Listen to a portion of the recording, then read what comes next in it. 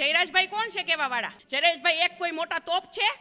કેમ ભાઈ રાજપૂતાણીનું નામ લઈ ગયા છે, અમારી સિંહાણુનું નામ લઈ ગયા છે. આજે નહીં મૂકી કાલે નહીં મૂકી, રૂપાલાભાઈને તો હવે નહીં જ મૂકી અમે. હાલના સમયમાં મિત્રો પરસોત્તમ રૂપાલાને લઈને પદ્મિનીબાનો વિડીયો ખૂબ જ વાયરલ થઈ રહ્યો છે. પદ્મિનીબા તો વિરોધ કરતા જ હતા, પણ હવે જયરાજસિંહ જે કે રાજપૂત છે તેમનો પણ એક વિડીયો વાયરલ થઈ રહ્યો છે. જયરાજસિંહ રાજપૂત જે કે ગોંડલના છે તેઓ કહે છે કે જલ્દી સમાધાન કરી નાખો, પરંતુ રાજપૂત સમાજનું કહેવું છે કે સમાધાન તો આજે પણ નહીં અને કાલે પણ નહીં થાય. અમારે પ્રાણ પણ દેવા પડે તો અમે દઈશું.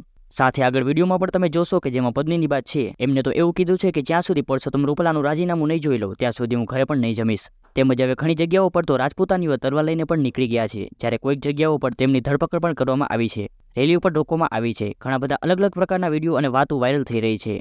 હકીકત તો એ જ છે કે રાજપૂત સમાજ હાલ એક જ માંગ કરી રહ્યું છે કે પરસોત્તમ રૂપાલાને ટિકિટ ન આપો.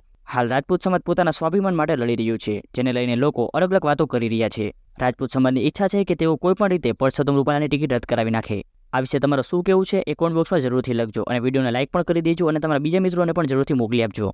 તો ચાલો મિત્રો આપણે તે વિડીયો જોઈએ જેમાં પદ્મિનીબાએ ચોખ્ખું કીધું છે કે કોઈ પણ વચ્ચે ના પડતા. જો તે વિડીયો. જયરાજભાઈ કોણ છે કેવા વાળા? જયરાજભાઈને પેલા અમે માન આપતા હતા, કાલથી અમારે માન ઓછું થઈ ગયું છે જયરાજભાઈ તરફથી. જયરાજભાઈ એક કોઈ મોટા તોપ છે તો એને નક્કી કરી નાખ્યું કે આ બધું અંત આવી ગયો. શેનો અંત આવી ગયો? કેમ ભાઈ રાજપૂતાણીનું નામ લઈ ગયા છે, અમારી સિંહાણુનું નામ લઈ ગયા છે, અમારી મર્યાદા ઉપર આવી ગયું છે, માન ઉપર આવી ગયું છે. આજે નહીં મૂકી કાલે નહીં મૂકી, રૂપાલાભાઈને તો હવે નહીં જ મૂકી અમે. જે બેનું દીકરીઓ છે ને એ અમારા સમાજનું ઘરેણું છે અને હું તો ક્ષત્રિય સમાજના બીજા ભાઈઓને પણ કહેવા માંગુ છું કે આનો વિરોધ નહીં થાય ને તો તમે બધા મૂછું મુંડાવી લ્યો ને બંગડિયું પહેરી લ્યો.